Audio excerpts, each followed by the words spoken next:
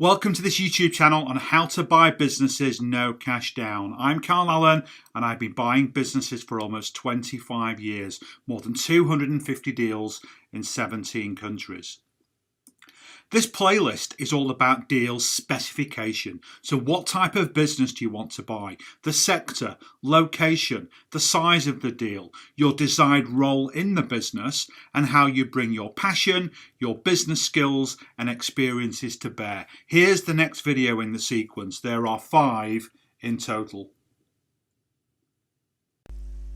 The next aspect of the DDS is role. Now your answers to the previous questions will help you define this. But helping you with the decision further, think of role as having 2 components. The first is skill-based and the second is time-based, linking both work-life balance and location from earlier. Now let's do time first, as this is still fresh in our minds. If you don't want to work full-time in your business, or at least 4 days a week, then you need to be more of a chairman than general manager. Therefore, it's important that you acquire a business with a good existing management team, or if it has weaknesses or gaps in it, use the funding that you will raise in step 5 of this system to hire new and better people. Also from earlier, I want to re-emphasize the need for good reporting systems so you can monitor the business remotely when you're not there. Most of the businesses you go see will not have any good systems or processes, especially if the seller is the burned out owner manager, so you'll need to develop them.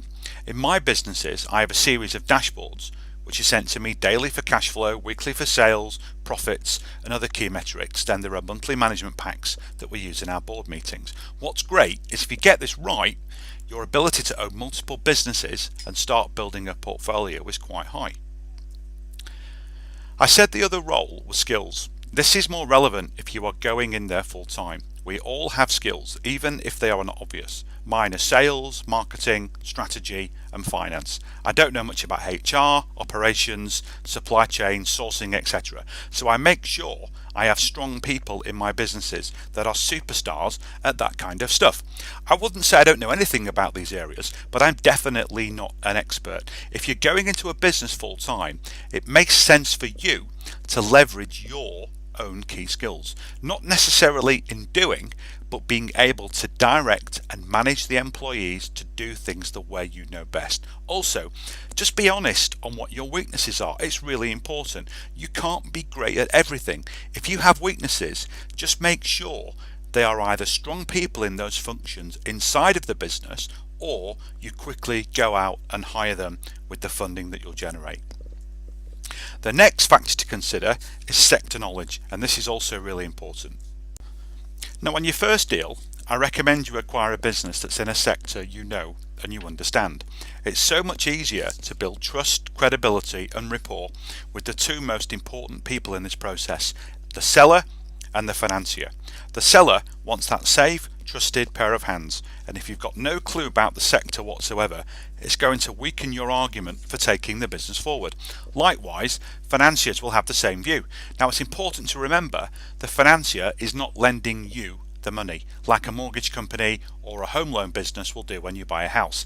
They are lending the money to the business, but will want a good, credible person as leader and custodian over the business and their investment. Now if you really want to acquire a business in the, say, technology sector, yet you've spent your career in, say, retail, use that retail angle as part of your growth strategy, i.e. you see a big untapped market for selling the technology widget, whatever it is, direct to the customer through a retail channel or whatever strong argument or hook that you can generate. If you've got no angle or hook, it's important then that you partner up with someone that can lend you some market relevance. A consultant, for example, can teach you all you need to know to be credible, and even ask that the consultant be part of your board or ownership structure to lend weight to your finance proposal.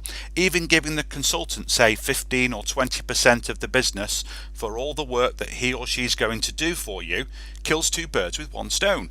Means you don't have to pay them. It gives you market acceptance in front of the seller and also boosts your market credibility with financiers. Now this really young guy watched my free webinar last month and he wanted to join the program, but he asked me up front, how will sellers and financiers react to him as a 22-year-old person fresh out of college? And I was pretty honest with him. I said, look, recommend that you go out and partner with someone who's older, that's got some sector experience and what I call, grey hair. They've had years on earth and can lend that experience, that knowledge, that credibility to him and his deal. And it makes both the seller and the financier more comfortable with you if you're very young and very inexperienced. It's really important. Now, in terms of sector knowledge, you just need a hook. I once acquired a website business but knew nothing about the market, yet because I worked for HP, which had nothing to do with websites but was a prominent technology company in general, I built amazing trust, credibility and rapport with both the seller and the financiers I used to do the deal. Now, you need to develop similar hooks, and although you can't fabricate any of your own experience, just look for ways to spin what you've done before and why that can be legitimate and relevant to the business market or niche that you're approaching. And what's great about business in general is everything maps back to between 8 or 10 overarching industry sectors. I've left out agriculture as a topic here, although it could still be relevant if that's your market. But the 8 primary industries that I focus on are information technology, telecommunications, manufacturing, engineering, retail, whether that's in stores or online, professional services, so legal firms, accountancy firms, etc., business services, so websites, storage services, everything like that, PR, HR businesses, and then the general business to consumer sector, again, whether that is through distribution, through the internet, through stores, etc. So virtually every business opportunity that you will originate will map back to one of these primary sectors. The key on your first deal is try to stay in your own lane. So next up is business experiences, and it's about how your career to date will influence what type of business you acquire. Now let's look at this in 3 ways. First is sectors that you can take advantage of. Now this goes back to your sector knowledge. What trends are occurring in your primary sector of knowledge that you can take advantage of? A good example is what one of my clients did in the aerospace sector. Now this is a massively complex sector with a complex supply chain. There are more than 2 million components in, say, an Airbus passenger plane, and this small $5 million business that my client acquired did a handful of these parts. Now what was happening in the supply chain was mass consolidation. Larger engineering firms wanted the smaller businesses to combine the parts themselves and collectively deliver the combined unit to them. So my client acquired a small business doing just a part of that and then set up joint ventures with others around him to take in their parts, consolidate and sell on that combined together unit. It worked really, really well. It was a good addition to the service model, and he was able to charge a much higher price and make more profit. This is just one example. What you need to do is know your industry or research it properly to know what pain the customer has or what you can do differently in your new business. So second are standards, legislation and regulation. Virtually all businesses are governed in some way by some or all of these. What's changing in your primary business sector and what can you take advantage of? Another client of mine acquired a construction company in France several years ago because the government in France was about to pass a law regarding more stringent standards on asbestos removal. The stuff's everywhere in France. My client went in, acquired a business that wasn't doing any asbestos removal, got a license very quickly, and then went out and he made an absolute killing doing asbestos cleanup work in the French market. Finally, look at your past experiences and try to map together what you are passionate about to what your end user market truly needs. Another client of mine sold complex and expensive IT storage equipment to the government sector and absolutely hated it. Hated the bureaucracy, the politics, the long sales cycle, but he loved the storage offering in general for small business owners. It was cheap to set up, cheap to deliver online, quick to deliver online, very, very short sales cycles, a few days to win the business versus a few years going into big central governments. There were no politics, and he could even use social media to market the offerings. That's what he was really passionate about, and that's what he did. Next, we'll look at how you can leverage your existing business network. We'll get into this in more detail next week in origination, but this is all about giving you the weapons for when you own the business and will trade in the market. What will really give you an advantage in your business is a ready-made network to trade with. Do you have customers that you already know or sell to that will follow you into this new venture? Same for suppliers, for everything you need to build your products or services. Can you call on partners like distributors, financiers, importers and exporters if you're trading cross-border? And even better, can you build joint ventures with these businesses? If you're going to acquire, say, an IT hardware business and you have a potential partner who sells software, can you create a JV and cross-sell your products and services to each other? Last but not least, let's talk about passion. It's the fuel to keep you on track no matter what life and your primary market throw at you.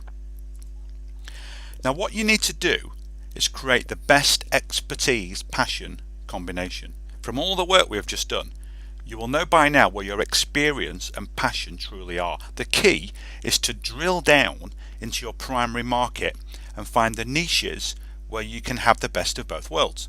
For example, the IT storage story is a perfect example of this.